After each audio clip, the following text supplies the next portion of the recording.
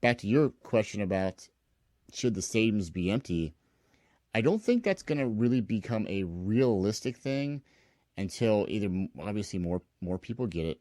I see where the NHL and the NBA and Major League Soccer and even baseball now are they're banning all non-essential personnel from the locker room, like no media, no outsiders, which is weird because they still have an area afterwards, a separate area where the media can still have access and talk to the players, which I think kind of defeats the purpose. But I'm sure their medical staff and experts are telling them that this is what's best.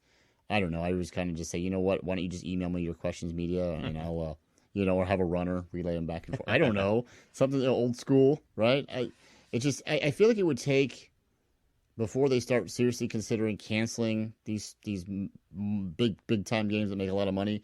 It's going to take an NBA player or an NHL official or a Major League Baseball manager, umpire, like someone to actually get the coronavirus before people go, whoa, like before the players. I know LeBron, you had said LeBron was like, I ain't playing. Steadfastly against it, right? Against fans not being at the stadium. Yeah, but you know what? I mean, and I get where he's coming from. Yeah. In the same breath, it's like, dude, like, you get fucking paid how many fucking millions of dollars, and if your fans can't see you and the only chance they can see you is on TV, fucking do it for the goddamn fans at home then. I mean, that's the score. I mean, I can understand the frustration, but it's like, come on, man. Like, well, maybe if they did one off, like, it would suck as a fan if they had to do it like for the rest of the season. But like a one-time only empty arena game.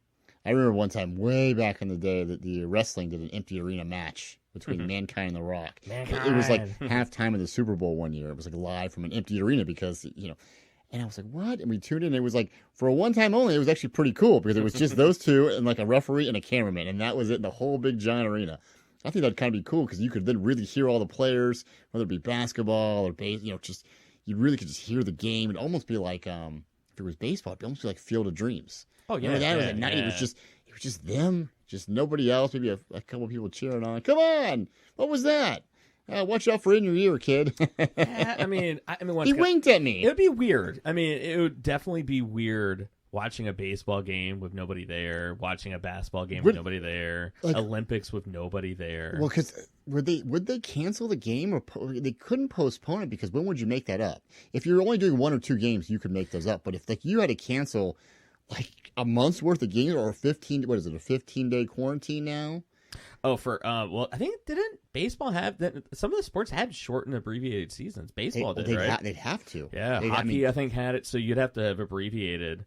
But you're assuming you're going to come back and do playoffs. What if you never get to come back? Like, what if like the season, like, what if this epidemic lasts? Like, typically the NBA ends in like June, late June. Dude, it'd be like, was it World War II?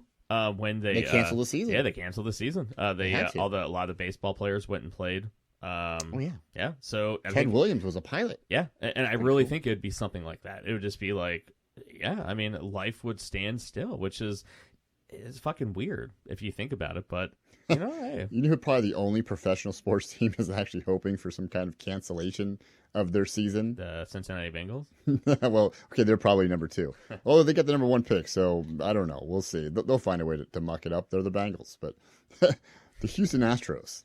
You want to talk about a team? There's a team that's like hoping this thing blows over. Boy, they don't want to see anyone get hurt or killed, but boy, they'd sure love to see this season. Let's just skip a season and maybe next season, maybe we'll forget about it or get us off the hook.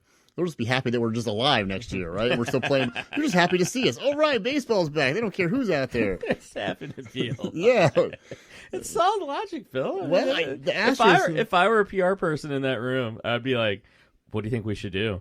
My ass would hope there's coronavirus cancels 2 years. But hey, people are just going to be happy they're alive, let alone like someone was just cheating. Happy to see it. I heard an old saying one time. It was like, if you're going to be late to something, don't just be late, right? Because people are going to get mad at you.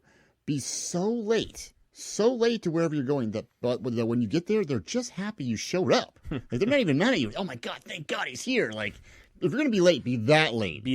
So, like, with baseball, if you're going to be the Astros, if you're going to really just be really like, oh, my God, we're just happy just to see baseball. I don't care who it is. Well, you got Barry Bonds. Is he back on the program? Great, good. Bring him on. I'll vote you in the Hall of Fame. Pete Rose, come on down. He's the